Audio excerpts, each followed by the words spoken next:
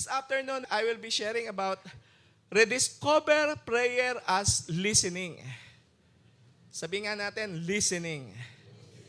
Yan ang medyo minsan mahirap para sa atin. Marami sa atin, mga believers, o lahat tayong mga believers, we all pray. Lahat naman tayo nagpe-pray. Pero, how about truly listening? Talaga ba na nung nagpe-pray tayo ay nakikinig din tayo sa Panginoon? Kailangan pala makinig. Siguro naisip natin yung bagay na yan. Kasi siguro ang ibang prayer natin o karaniwang prayer natin, Lord, bless me, Lord. Bless my life. Panginoon, tulungan niyo po ako, Panginoon. Samahan niyo po ako, Panginoon. At mga prayer na katulad nito, pero pagkatapos nating sabihin ay hindi na tayo nagpapatuloy sa prayer para pakinggan ang Panginoon. Parang sinasabi lang natin sa Panginoon, Panginoon, ito ang gusto kong mangyari. Tapos aalis na tayo agad sa prayer. Meron ba tayong kausap na yung kinakausap mo, nung sasagot na yung kausap mo, saka mo tinalikuran? Meron ba? Wala sa tao. Pero minsan, sa Panginoon, baka ganun minsan tayo. Pero mo, kinakausap mo ang Panginoon, Panginoon, napakabuti mo, ganito, ganyan, ganon, meron akong struggle, ganyan, ganito. Tapos, nung kakausapin ka na ng Lord, Amen. Amen. At uuwi ka na, aalis ka na. Pero alam nyo, real prayer is not only speaking to God. It's not just talking one way communication with God, kundi real prayer is also listening to God. So pwede natin ipakita sa screen. And if we truly want to rediscover prayer, kung gusto natin talagang makita pa yung beauty ng prayer, we must rediscover prayer as listening. Alam nyo, magbagong buhay na tayo sa panalangin. Ibig ko sabihin, magbagong buhay na tayo, we are not just talking to God. We are not just talking to God, we are also listening to God. Kasi prayer was never meant to be a one-way conversation. Tandaan natin, it is a relationship. Merong magandang relationship pero hindi nag-uusap. Ikaw lang ang nagsasalita. Alam nyo, kahit sa mag-asawa, siguro madalas magsalita yung misis, pero di ba nagsasalita din yung mister? Ganun talaga. Yung healthy communication, healthy relationship ay nagsasalita ka, magsasalita din sa'yo. And that is a healthy relationship.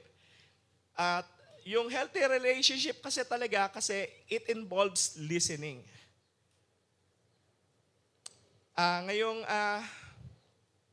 Ngayong hapong ito, we will learn how to listen to God. Gusto niyo po ba yun? Amen?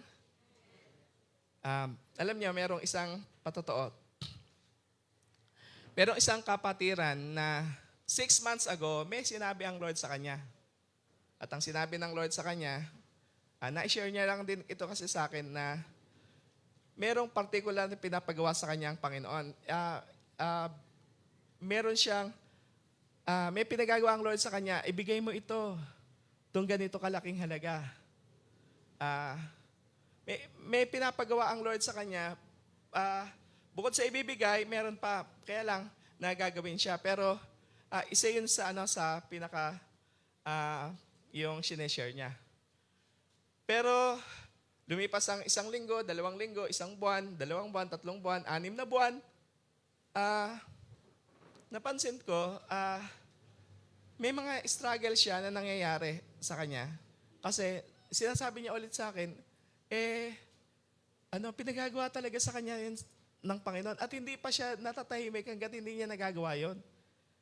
At parang ito yung nagiging burden. Somehow, merong struggle, merong parang burden. Pero nung nagawa niya, yung pinagagawa ng Lord na ibibigay niya yung particular na bagay, Alam niyo, nakakatuwa. Sobrang nung nakita ko yung taong ito ay sobrang fulfilling, sobrang saya, at alam ko, kasi nagawa niya ang pinagagawa ng Lord sa kanya. Alam niyo, ito ang nangyayari when we are talking to God. When we are talking to God, at pag may sinasabi ang Panginoon sa atin, naririnig natin ng Panginoon, nagagawa natin yung pinagagawa ng Panginoon, it makes our life more fulfilling at saka more joyful. At alam nyo, ang saya-saya talaga ng buhay ng pagiging Kristiyano. Kahapon, nandoon kami sa mission sa General Nakar. It so happened na meron akong 2 tao na first time ko lang na-meet. Nakiupo ako doon sa bench na kinaupuan nila. Tapos, nakipag-usap ako sa kanila. Usually, sa first time na meeting ng kahit na sinong nakakausap ko, hindi ako nagsishare ng gospel. Very seldom. Hindi agad ako nagsishare ng gospel. Karaniwan. Karaniwan ay nagbibuild ako ng report, somehow ganon. That's my style. Siguro kayo, kayang-kaya nyo mag-share agad ng gospel, pero hindi ako yon. Pero that time, kahapon, nangungusap ang Lord sa akin, mag-share ka ng salvation. Parang gusto ko sabihin, Lord, ikaw ba yan? Baka iba yung kausap mo, Lord.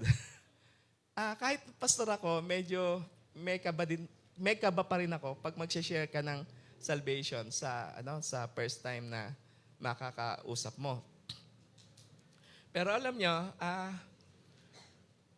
pinili ko na maging obedient sa Panginoon pero kahit na may konting discomfort. At ang magandang bagay doon, habang nagsishare ako ng Word of God, nararamdaman ko, kumikilos ang Lord dito. Ang ganda ng nangyayari. Very attentive sila at saka mukhang yung Word of God tumatalab sa kanila. It's really God who is leading me to do this. So, sa buhay ng bawat isa sa atin kaya ay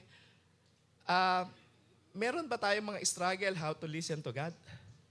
Or meron siguro tayong mga tanong how to listen to God? At ito yung pagtutuunan natin ng pansin ngayong hapong ito.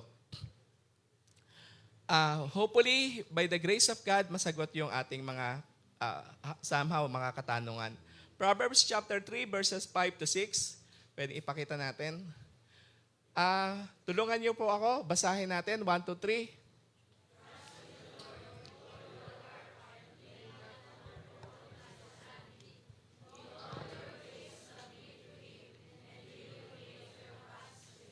Amen. Praise the Lord. Trust in the Lord. Listening prayer requires trust. Alam niyo, kapag makikinig tayo sa Panginoon, kailangan natin magtiwala na ang Diyos talaga ay nagsasalita. Nagsasalita ang Panginoon. Amen. At hindi lang siya basta-basta nagsasalita. Nagsasalita siya, kausap niya ikaw. Wow, big time. Kausap niya ikaw. Kausap niya ang bawat isa sa atin when we are opening our hearts to Him. With all your heart and lean not on your own understanding. Trust requires you to stop relying solely on your own understanding. Yung pagtitiwala na magsasalita ang Panginoon ay titigil ka sa perception mo na para bang yung minsan kasi meron tayong perception na baka hindi magsalita sa akin ng Panginoon. Baka hindi ako kausapin ng Lord. Kaya ang ginagawa natin tuloy, hindi tayo nakikinig. At sa last part is, in all your ways, submit to Him, and He will make your paths straight. Trust requires surrender. At yun ang isang mahirap na bahagi ng pakikinig, yung surrender. In all your ways, submit to Him, sabi ng Bible. So, listening prayer requires surrender. Paano yun? Paano ba nagsusurrender? Surrender mo yung ear mo sa Panginoon, surrender mo yung puso mo sa Panginoon. Alam nyo, God speaks clearly. Maliwanag naman pag magsalita ang Panginoon. Baka kasi nagsasalita ang Lord, baka hindi ko maintindihan. Baka English. Hindi, si Pastor Wasa lang ang English, saka si Pastor Alin. Pero pag nagsalita ang Panginoon sa atin, yung version na maiintindihan mo. Kung Filipino Standard Version ka, ganun magsasalita ang Lord sa'yo. Pagka kung parang mga Visayan version ka, ganun magsasalita ang Lord sa'yo. Ibig sabihin, magsasalita ang Lord sa atin according sa paano natin naiintindihan ang mga bagay. So, pero may mga pagkakataon, nakikinig ako minsan sa ibang mga kapatiran, meron silang struggle how to hear from God. Kasi iniisip nila, baka silent ang Lord. Actually, nagsasalita ang Lord. Minsan, ang problema lang, hindi tayo marunong makinig. We struggle to hear from God, not because He is not speaking. Actually, He is speaking all the time. Nagsasalita ang Diyos noon. Nagsasalita ang Diyos sa kasalukuyan. Nagsasalita siya araw-araw. Nagsasalita siya sa individual na buhay ng bawat isa sa atin. But because our hearts are filled with noise, medyo magulo lang ang pagkapaligiran natin kung minsan nagugulo. Ibig sabihin, parang hindi tayo talaga kasi handa minsan makinig. And our hearts are filled with noise, control, and assumptions. Meron tayong mga iniisip, meron tayong mga bagay na prepared na pag magsasalita ang Diyos, parang ano ba yun? Para bang malaking boses ba yun? May mga, alam nyo, simple lang magsalita ang Panginoon. Sa totoo, common sa atin, ang pangdinig natin, karaniwan tenga. Pero ang Lord nagsasalita sa atin directly. Hindi minsan dumadaan sa tenga. Pero alam mo, nagsasalita ang Lord sa iyo. Alam mo, sa puso mo may sinasabi ang Lord sa iyo. He created our ears to hear from this, pero kaya niyang magsalita sa atin directly sa puso at isip natin. So, paano ba natin maisusurrender ang ating mga buhay para makapakinig sa Panginoon? Kasi listening requires surrender. So, ilang mahalagang bagay paano natin matututunan makinig sa Panginoon. Number 1,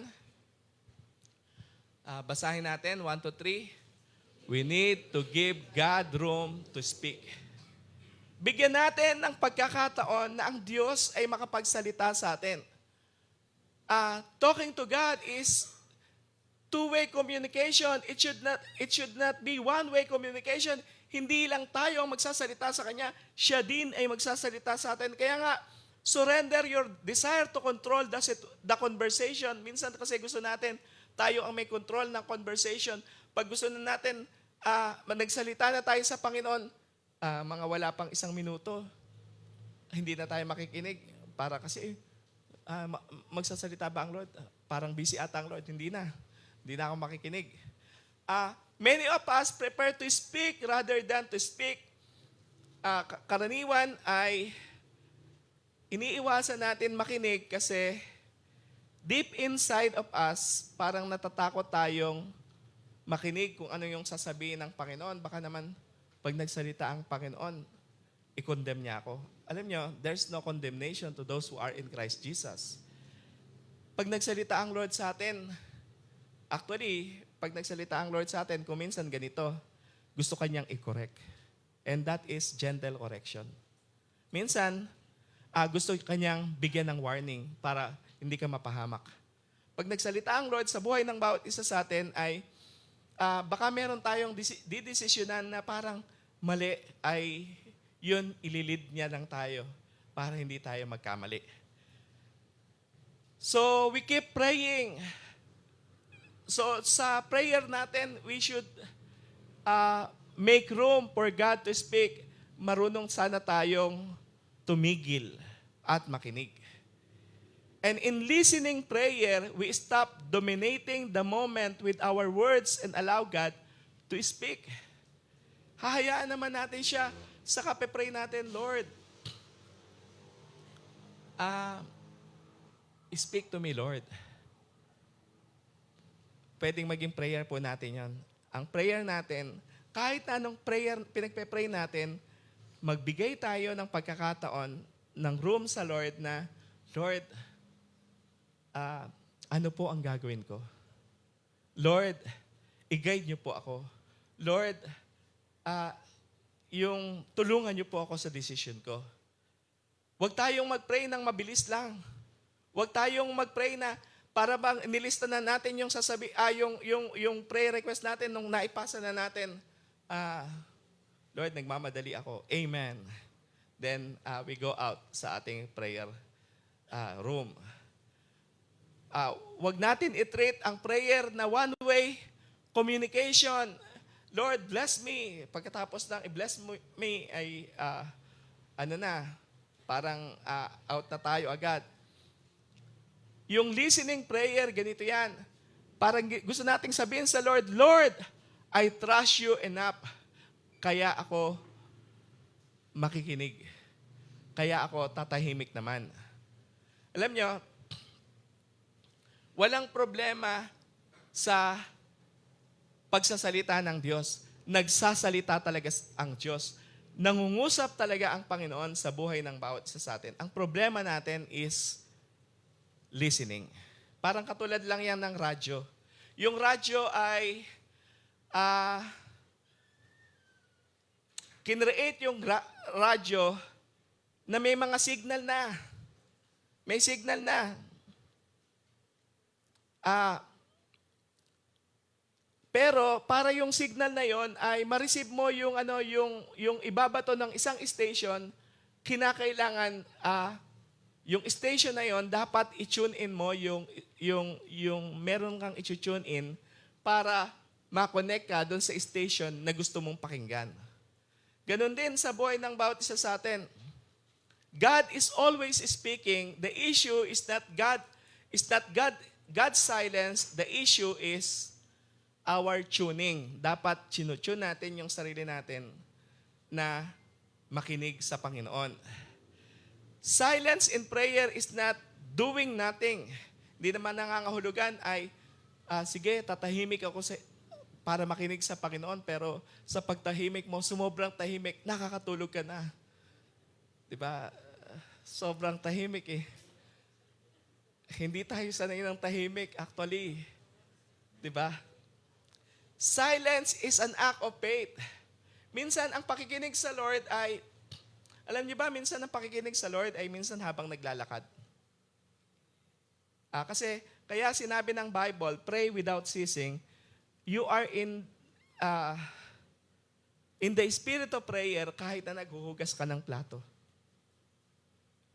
Yun yung time na para bang gusto mo makinig sa Panginoon. Pwede ka makinig sa Panginoon habang naghuhugas ng plato. Huwag ka lang magdadabog. At least naghugas ka ng plato, just enjoy it and then the Lord will speak to you. Maraming paraan, basta't nagsasalita ang Panginoon. Minsan ay kailangan i-tune, lang natin, yung tenga natin ay i-tune in natin sa Panginoon. Doon ka makikinig. Maging interesado tayo sa sasabihin ng Panginoon. Parang, gaano dapat tayo ka-interesado? Parang katulad lang yan ng barya. Kahit na maingay sa paligid, pag kami nahulog na barya, ang lahat ng mga tao halos titingin doon kung saan nahulog ang barya. Napansin niyo na ba yun? Ako nakapansin ako doon, maingay yung lugar, pero pag may nahulog na barya, napapalingin yung mga, kasi pera yun. Diba? Bakit? Kasi magaling tayo makinig doon sa interest natin. Ang interest natin, pera. Wow. Pera. Di ba? Madali tayong makuha yung attention natin. Bakit minsan sa mga, yung teacher minsan sa school, magaling naman magturo, at may mga natututo naman. Bakit yung mga estudyante may mga estudyante hindi natututo, samantalang magaling ang teacher, may mga natututo naman, may yung estudyante hindi marunong makinig. Ang naiintindihan lang niya, siguro may kausap siya. Siguro may iba siyang ginagawa.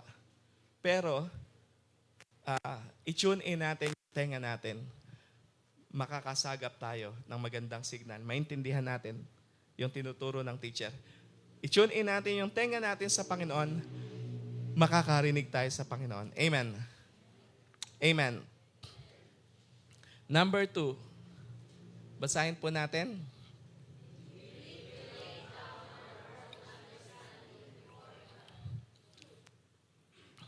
Ito minsan na medyo mahirap ng konti. Surrender your assumptions, opinions, and conclusions. Parang gusto ko lang i-summarize yung part na yan sa ganyan.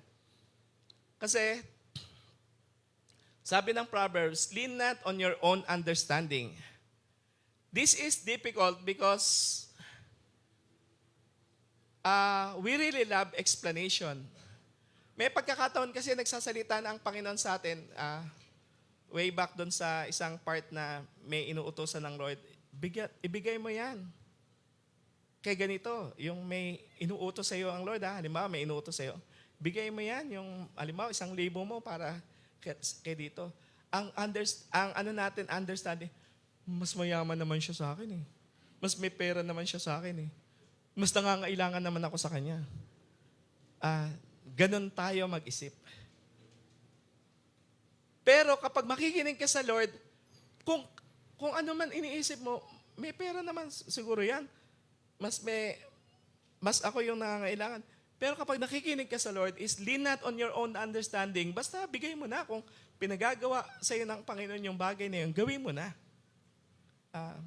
Amen. Minsan, mahirap makinig sa Lord kasi may understanding tayo, iiral natin yung utak natin, at yung utak natin, parang sinasabi ng utak natin, mas alam natin ang tama. Mas alam natin ang dapat gawin. We want clarity. We want answer. At parang we assume na ganito dapat. Ito yung conclusion natin, ito yung opinion natin, pero alam nyo, sometimes God cannot guide us. Bakit? Because we already decided. May pinagagawa sa atin ng Lord, anak, pumunta ka sa tito mo ngayon.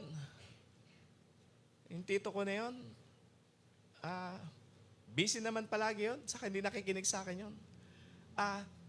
Yun ang understanding natin. At ang decision natin ay hindi nangungusap ang Lord kasi hindi naman ako dapat pumunta doon. Pero yung pagka we do not lean on our own understanding, we just follow the instruction of God in our lives, we will decide according to God's instruction in our lives. Amen. Amen. Bigla akong nag-English version. Nakita ko si Pastor Wasa. Hindi. Tagalog again. Again, Tagalog. Okay. When I just nakita ko si Pastor na naging version English. Pero di bale. So, we cling to our understanding. Pagka we cling to our understanding, we block God's direction. We are not listening to Him. Ang akala natin, hindi ang Diyos ang nangungusap. Pero in fact, ang Diyos ay nangungusap. Ganito yan. Listening prayer says, Lord, I may not understand. I may not understand, but I trust you. Diba? Hindi ko naintindihan. Ako, magsusupport sa mission. Halimbawa lang, no? Ako, magsusupport sa scholarship program. Estudyante pa rin ako. Ako, ganito, pinagagawa sa akin ng Lord. Lean not on your own understanding. When the Lord is guiding you toward direction, do it. Obey it. Kasi the safest place or the safest decision that we can make here on earth is following God's leading. Alam nyo, hindi ko malilimutan nung pagkakataon, nasa prayer meeting ako, meron lang akong maliit na halaga, pero kinausap ako ng Lord, ibigay mo yan doon sa kasama namin sa prayer meeting. Dati pa. Niisip ko, mas may pera siya sa akin. Tapos siguro, ang dami kong reason. Sa madaling salita, kaya lang, I end up giving it away doon sa parang 500 pesos ata yun na pinabibigay ng Panginoon. Pero it end up na the following days ay binigay ng Lord ay mahigit 1,000 pesos. Wow, tumubo pa. Magaling ang Panginoon. Alam niyo, walang lugi sa pagsunod sa Panginoon. Amen. Palakpakan natin ang Lord. So, pangatlo, basahin natin, 1 to 3. We need to choose trust over certainty. Alam niyo, surrender your logic, your comfort, or your plans. Parang yun ang summary ng bagay na yan. Listening prayer requires faith. Para bang may pinapagawa sa iyo ang Panginoon na magagawa mo lang yon pag sumasampalataya ka sa Kanya. Imagine niyo, no, yung bagay na yun, no, kahit hindi mo naintindihan, pero pinagagawa sa iyo, parang yung kay Abraham, di ba? Alam natin istorya nung kay Abraham. Nag-iisa niyang anak, pinakamamahal niyang anak, at alam niya, yun ay sa kanya, pero ang pinagagawa ng Lord sa kanya, ialay mo yung anak, ang nag-iisa mong anak, ang pinakamamahal mong anak, doon sa Mount Moriah. Ano ginawa ni Abraham? Hindi na nag-argue kay God. Hindi na nag-question, hindi nag-isip na, teka, hindi dapat. Pero nanampalataya siya na sa Panginoon, may better plan ang Lord. God, yung gagawin niya, ay ito yung the best kasi dito siya nililid ng Panginoon. Alam niyo, alam natin istorya, nilid siya, ginawa niya yung pinagagawa ng Panginoon, iaalay niya ang kanyang anak, nag-iisa niyang anak. Ano yung sinabi ng Lord? Nung huli na iaalay niya na by pointing the knife towards his child, and then the Lord spoke to Abraham, Abraham, do not hurt the child. Ibig sabihin, ay yung pagsunod sa sinasabi ng Panginoon ay ito yung the best na pwede nating gawin. Amen. Alam niyo, yung pinagagawa sa atin ng Panginoon, minsan kasi hindi natin naintindihan. Kaya wag na natin intindihin. Kaya minsan, mahirap maging matalino masyado. Pag nagiging masyado kang matalino, ika-count mo muna yung kasi ganito, kasi ganyan, kasi ganon, kasi ganyan. Kaya ang end up, hindi ko nasusundin si Lord.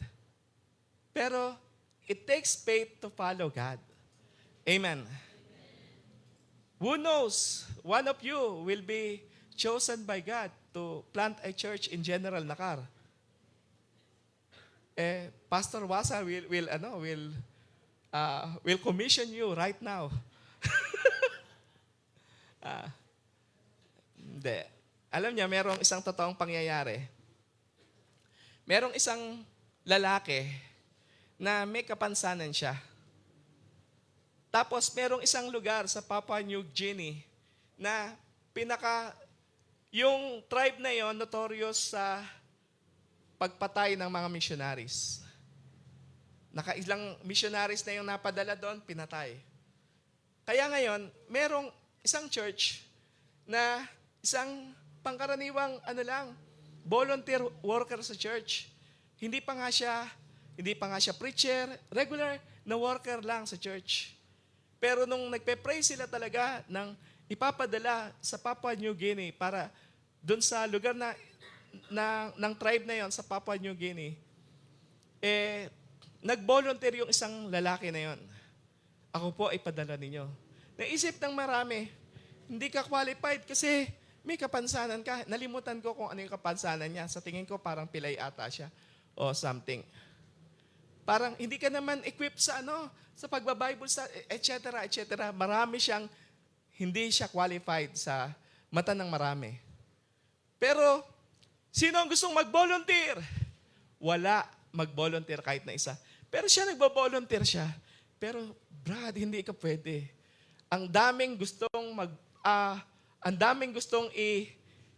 i-pinpoint, pero wala siya sa choice. Pero nung wala talaga, ang dami na kasing mga group na gustong may ipapadala sila dapat doon sa tribe na yon para missionary. Susuportahan nila financially, susuportahan nila sa prayer, pero kinakailangan maglakas ng loob. Walang naglakas ng loob. Isa lang. Yung tingin nila, disqualified. Pero wala nang sila magawa, kundi isend na lang yung disqualified. Sige. Siya yung Anyway, volunteer. Siya ang nagkusa siya. Volunteer niya. Sige, pinadala na lang nila. Alam niyo, pagdating doon sa doon sa tribe na yon, in particular, to make the long story short, nakakilala sa Panginoon yung tribal leader. Nakakilala sa Panginoon yung mga leader pa na under ng tribe leader. At nabago yung tribe leader. Wine-welcome na nila ang mga Christians. At nakakilala sila sa Panginoon. Pwedeng palakpakan natin ang Lord. Ano ang dahilan? Ang dahilan, alam nyo, nung kinausap, bakit ba? Nagpipilit-pilit ka talaga pumunta doon. Kinausap ako ng Panginoon. Kinausap ako ng Panginoon. Kaya, alam nyo, ako din, wala akong planong magpastor. Alam nyo, kasi, ang tingin ko sa sarili ko, hindi ako qualified. At saka, alam ko, ang dami kong mga naging leader noon. Pero, alam ko, nung tinatawag ako ng Lord, pilit akong naghahanap ng mga paraan para hindi makatugon sa panawagan ng Lord. Pero, hindi naman ko sinasara. Palagi kong iniisip, may sinasabi ang Lord sa akin. May sinasabi ang Lord sa akin. Nung sumunod lang ako sa panawagan ng Lord, naging fulfilling yung buhay ko. Kaya, it takes faith to follow the voice of God. Faith says, I will keep listening because God is speaking. Ito yung sinasabi ng pananampalataya. Makikinig ako kasi nagsasalita ang Panginoon sa akin. Faith means believing that God knows better. Alam niyo, sa totoo, karaniwan, mas marunong pa tayo minsan sa Diyos kaya hindi tayo sumusunod. Anong minsan pinapangusap ng Lord, give your tithes, your whole tithes, di ba, sa Panginoon. Lord, saka na lang, kulang ang budget. We do not follow God's leading, God's voice. It is God's voice. Pero, marami tayong explanation. Parang gusto natin makita muna yung buong picture bago tayo sumunod sa Panginoon. Kung pinapasunod tayo ng Lord sa isang direction, gusto natin, Lord, ano ba yung detalye? Gusto kong malaman. Okay ba talaga pag pumunta ko dyan? Pero ganito, listening prayer chooses trust over certainty. Kahit hindi ka nakakatiyak. And it says, even if I don't fully understand, kahit hindi ko ganong naiintindihan, I will follow. Listening prayer requires faith because we believe God knows what to do. God sees what we cannot see, and God's voice brings order, not confusion. Let us just follow God. Amen. Amen. Pang-apat, Pwedeng basahin natin?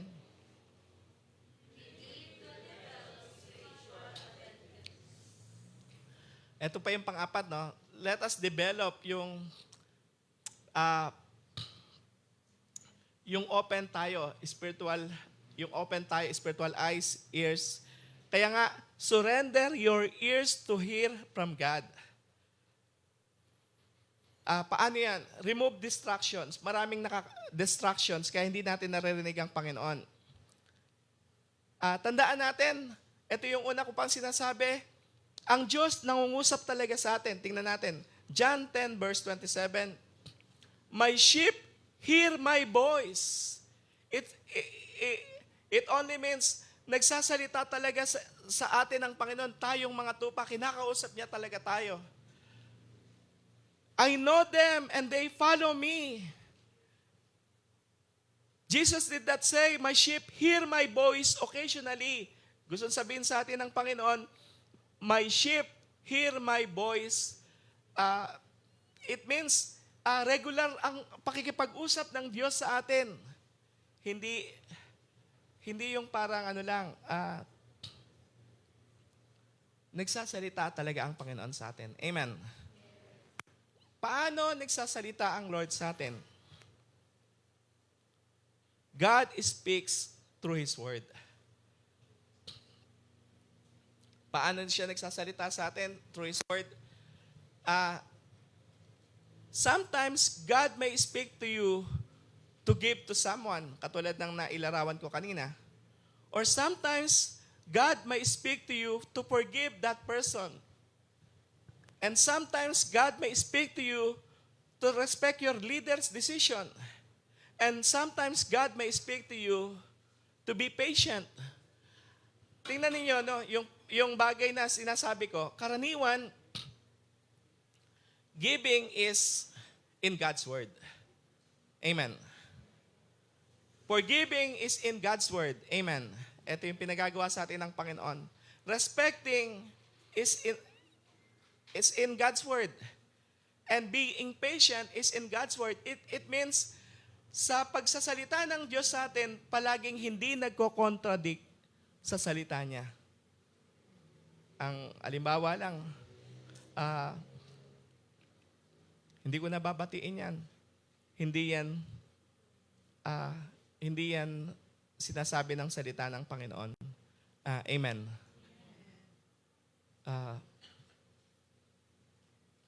Sisiraan mo yung isang tao, hindi yan naaayon sa sinasabi ng salita ng Panginoon.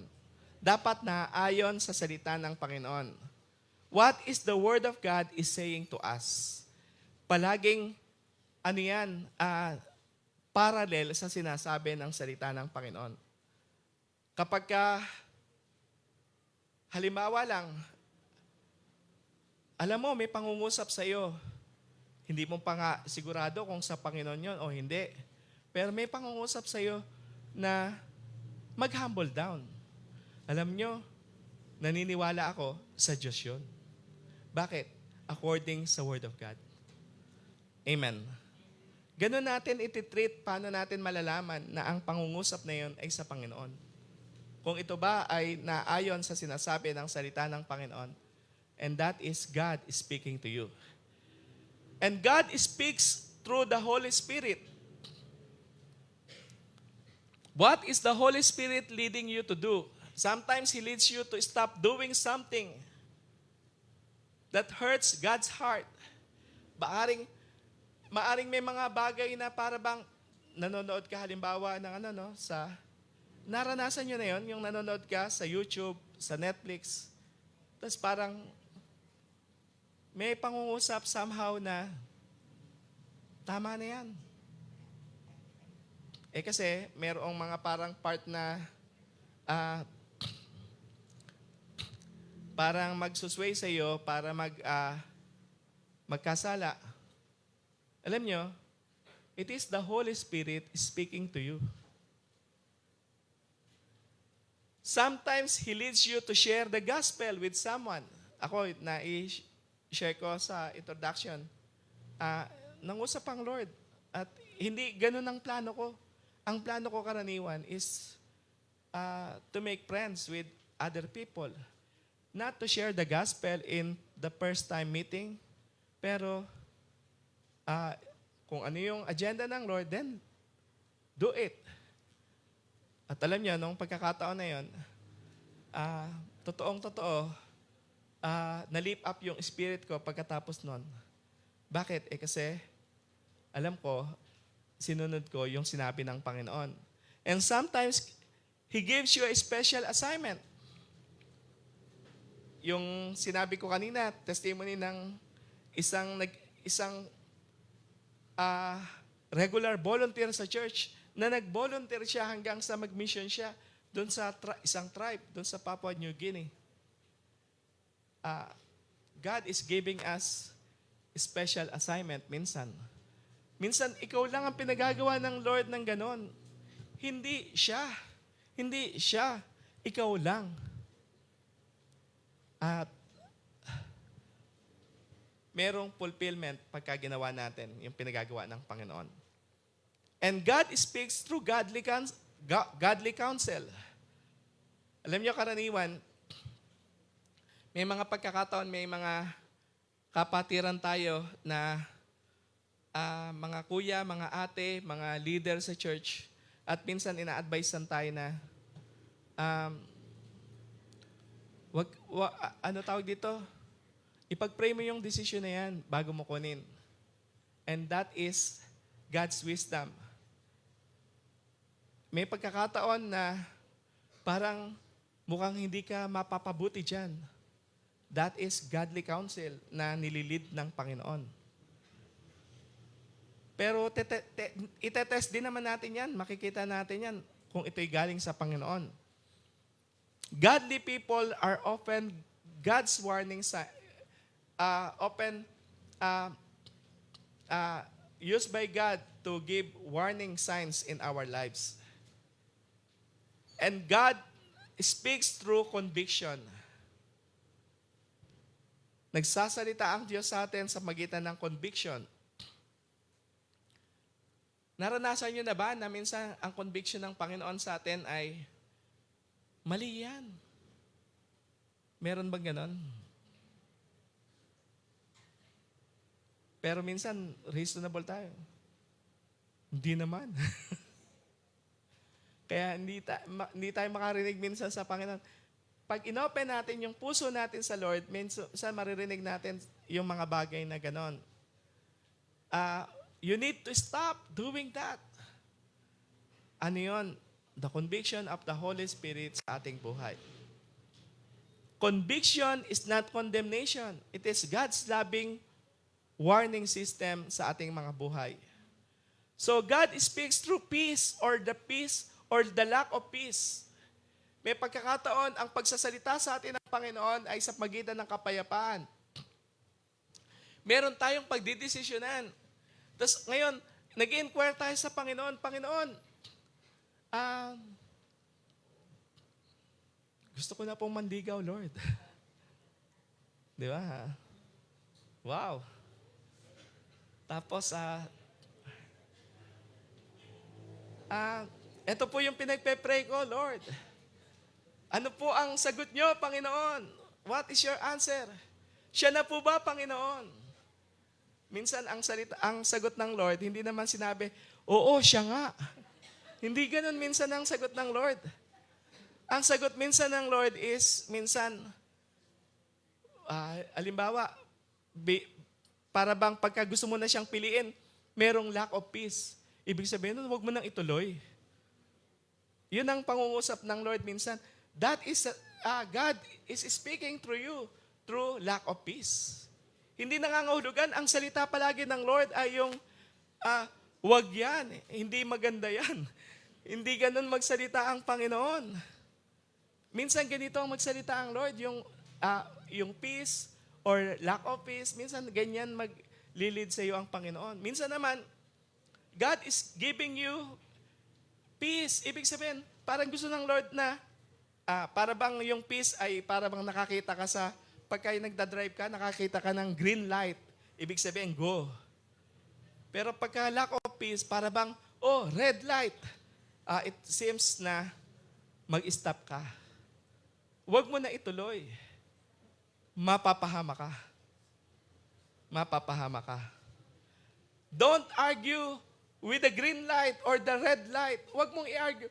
Hindi. Minsan talaga tayo, nangunguna tayo sa sarili nating buhay. Alam nyo, ito yung sinasabi ng salita ng Diyos dyan. Colossians 3 verse 15, let the peace of God, of Christ rule in your hearts. Kaya nga, pangungunahan tayo ng kapayapaan ng Panginoong Hesus. Amen. Hayaan natin, pangunahan tayo. Yun yung green light, yun yung red light. Kung merong parang traffic signal ang Panginoon, parang ganun yan. Yung peace o kaya yung lack of peace, yan ang traffic light ng Panginoon. And listening prayer requires us to slow down. Baka kasi, tingnan muna natin, baka may green light ba? May red light ba? Mag-slow down ka muna. Mag-remove mo yung mga distraction. Wait intentionally on the Lord. May mga pagkakataon, kapag gusto mo makinig sa Lord, pag wala ka pang nakikitang sign na green light or kaya red light, huwag kang mag-go. Huwag ka muna mag-go. It means na mag-wait ka ulit sa Panginoon. May pagkakataon, ang inquiry natin sa Panginoon ay hindi agad sinasagot ng Lord. Bukas, baka may sagot ang Lord. Next day, baka may sagot ang Lord. Next week, baka may sagot ang Lord. And that is waiting. May mga pagkakataon na kailangan pala, paano wala ka pang nakikitang green light, wala ka pang red light na nakikita, wala ka pa, parang walang peace, hindi mo pa na-assess kung may kapayapaan talaga o walang kapayapaan doon sa bagay na yun. Keep praying for that. Ang dahilan nun is kailangan mo pa sigurong dagdagan ang panalangin. Diba? Minsan, Lord, gustong-gusto ko na magkatrabaho. Wala pa ring trabahong binibigay. Keep on praying. Keep on praying. And the Lord will give you peace. Ipanatag mo na ang kalooban mo. The Lord will give you yung hinihiling mo. Sa Psalms 46 verse 10, sabi ng be still and know that I am God. Stillness is not passive. Yung pag-aantay is surrender. Ibig sabihin, pinapasakop mo na sa Panginoon yung bagay na yon na inihiling mo sa Panginoon. Lord, bahala ka dito sa bagay na yon. Alam niyo, pag ginagawa natin yan, bahala ang Panginoon. Nagkakaroon ng habang pinagpe-pray natin yung bagay na yon, nangyayari ang kalooban ng Lord. Hindi nangangahulugan ibibigay ng Panginoon yung hinihingi mo. Maaring mas may better, may best na ibibigay sa atin ng Lord. Pero tumutugon ang Panginoon. Amen. When we develop spiritual attentiveness, dapat attentive tayo. Dapat alert tayo. God fills it with His presence and guidance. Alam niyo, nung nagkaroon ng struggle si Elijah,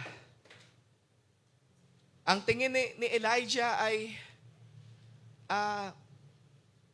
parang siya na lamang ang siyang naglilingkod sa Panginoon. Pero binigyan siya ng kapayapaan ng Lord na hindi. Nag-i-struggle din tayo kuminsan. Amen. Pero let's just wait upon the Lord at merong bibigay sa atin ng Lord na strength. Kinomport ng Panginoon si Elijah sa pamamagitan ng gentle whisper. May kilos at gawa ang Diyos sa atin na kung saan hindi natin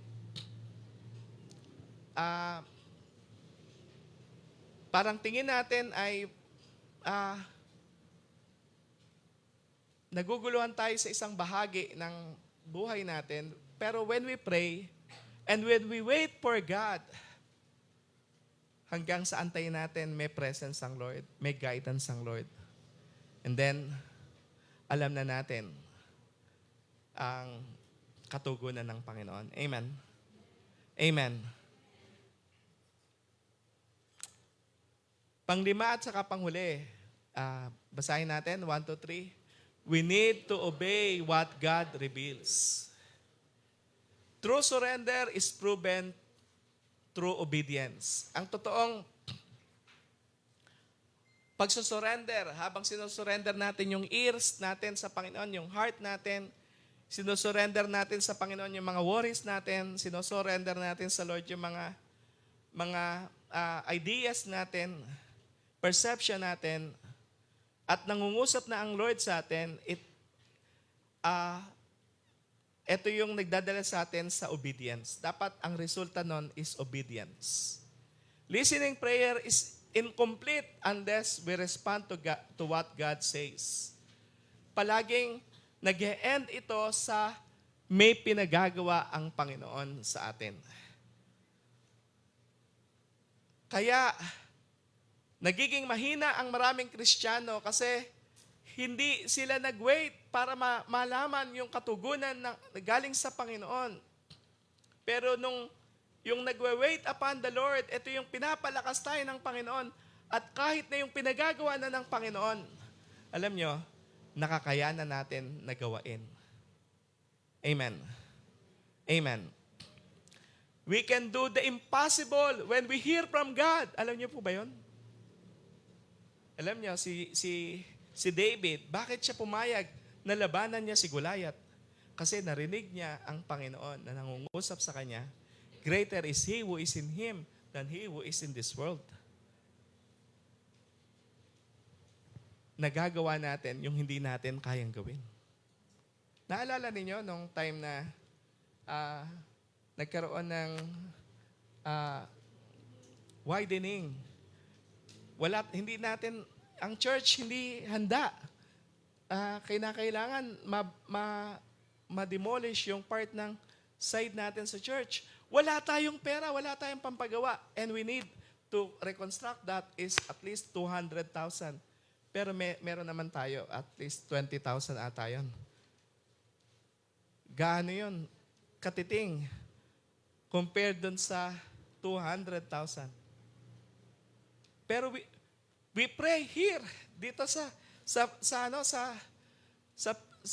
stage na ito. Nagpray tayo.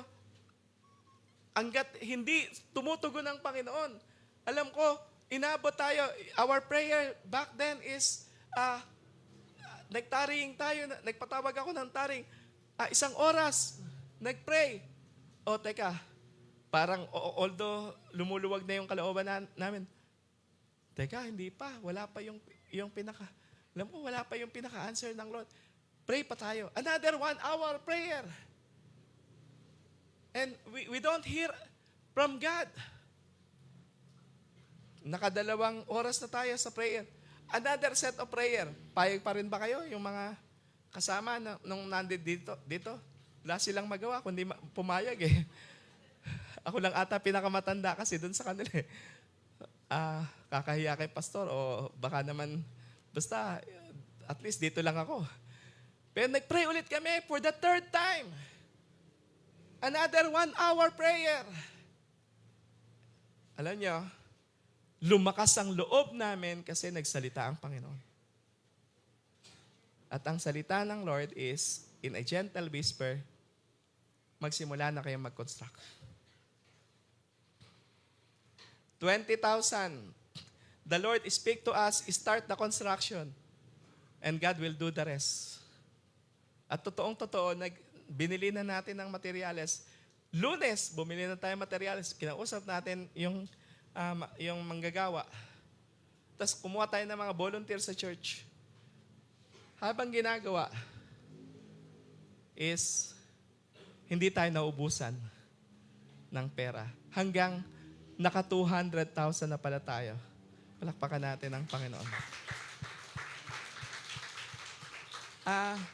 Actually, marami tayong istorya. Pero to give one story about hearing from God, that story is enough for us to be encouraged. Amen. When you are in the position of defeat, you are thinking, why this happens to me? Go on your knees before God. Pray until something happen na according sa will ng Panginoon. Amen. The believer should be in the position of winning. We are more than conquerors. Amen. But we need to hear from God. Amen. Ang pinaka nagiging matapang na Christian sa mga darating pang mga pagsubok sa buhay, yung marunong makinig sa Panginoon at sumunod sa pinagagawa ng Lord. God speaks not just to inform us, but to transform us. Matatakotin tayo lahat, pero alam nyo, ang sarap makinig sa Lord kasi, wow. Yung last example na lang natin, Hebrews 11 verse 8, by faith, Abraham obeyed. The secret is obedience. When we hear from God, we should obey. When he was called to go out, not knowing where he was going, basta si Abraham nakinig, basta si Abraham nag-move forward to that direction in obedience to God. At alam natin na nangyari. Because he hears from God, he obeyed God's leading. Alam natin istorya. Amen. Gusto niyo po bang manatiling defeated? We should listen to God and obey His leading, His guidance, His direction, His instruction. Faith listen first and understands later. Tandaan natin, habang sumusunod tayo sa Panginoon, hindi natin naintindihan. Pero basta sumunod ka lang sa Panginoon, hindi natin naintindihan. Pero, basta, ang end nun, victory. Yun ang end nun. So, we hear God most clearly when we trust Him fully and stop leaning on your own understanding. Ito yung last part. If we want to rediscover prayer, gusto mong matuto pa sa panalangin lalo, we must rediscover listening.